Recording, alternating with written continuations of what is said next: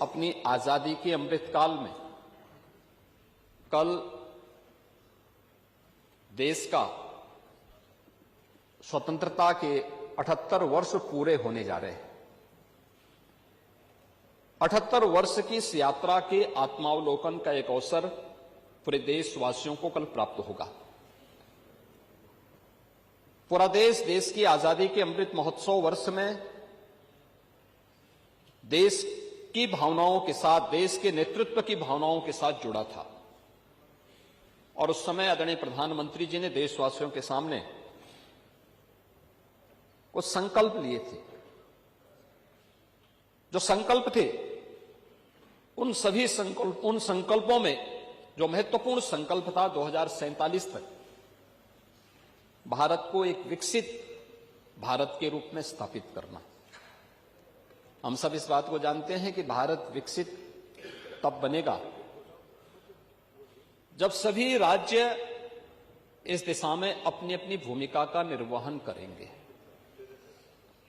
और अपनी भूमिका के इस निर्वहन करने की दृष्टि से पिछले 24 घंटे से अधिक समय से इस माननीय सदन में इस चर्चा का होना, ये विकसित भारत की इन संकल्पनाओं को ही आगे बढ़ाने का विजन है।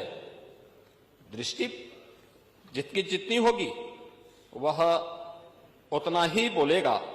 और उन स्थितियों में जब यहां पर हम चर्चा करेंगे तो मैं माननीय सदस्यों के द्वारा जो मुद्दे उठाए गए थे उन मुद्दों पर भी बोलने का प्रयास करूंगा। लेकिन मुख्य रूप से अगर हम देखेंगे कि यहां पे जो चर्चा हुई, मुझे बहुत अच्छा लगा, क्योंकि मैं कई अवसर पर इस पूरी 24 घंटे की चर्चा का हिस्सा बना रहा हूं और मैंने इस बात को देखा है कि सभी माननीय सदस्य, और सत्ता पक्ष के हों, विपक्ष के हों या अन्य जो भी माननीय सदस्य थे, सभी लोगों ने इस पूरी चर्चा में रुचि ली। कुछ सदस्यों ने रात भर जग करके भी इस चर्चा को और गंभीरता प्रदान की और इस पूरी चर्चा का भाग लेकर के इस पूरी चर्चा की ओर देश का ध्यान भी आकर्षित किया है।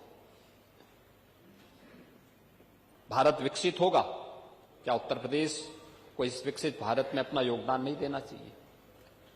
क्या उत्तर प्रदेश विकसित नहीं होना चाहिए? देश की प्रति व्यक्ति आय अधिक हो, क्या उत्तर प्रदेश की प्रति व्यक्ति आय अधिक नहीं होनी चाहिए? देश में खुशहाली हो तो देश की सबसे बड़ी आबादी का नागरिक क्या उस खुशहाली का हिस्सा नहीं होना चाहिए? और इस दृष्टि से इस पूरे कार्यक्रम को हम लोगों ने दो भागों में बांटने का प्रयास किया है। एक 1947 से 2017 तक क्या हुआ, इन 75 वर्षों में, इन 70 वर्षों में हम लोगों ने क्या अचीव किए, और 2017 के बाद आज की जो यात्रा है अगले 30 वर्ष की, क्योंकि 1947 से लेकर 2047 तक की ये 100 वर्षों की जो यात्रा है, इन 100 वर्षों की इस यात्रा में हमने क्या खोया, क्या पाया है, इसका दृश्यावलोकन करने, उसका आत्मावलोकन करने का ये सबसे उचित समय है जो प्रधानमंत्री जी ने विजन डॉक्यूमेंट के रूप में देश के सामने प्रस्तुत किया था।